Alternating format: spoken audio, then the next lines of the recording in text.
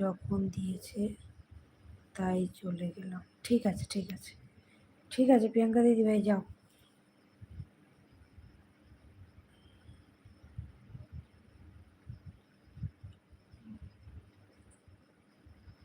সে যখন দিয়েছে তাই চলে গেল। ঠিক আছে, তুমি 3টে আইডি দিচ্ছ তো দিদিভাই আজকে? না 3টে না, 2টো আইডি দিচ্ছ তো?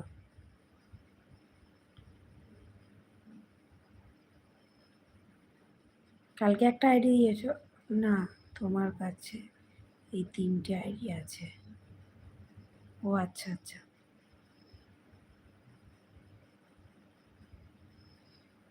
ওকে অন্য একটা আইডি দিচ্ছ, আচ্ছা ঠিক আছে।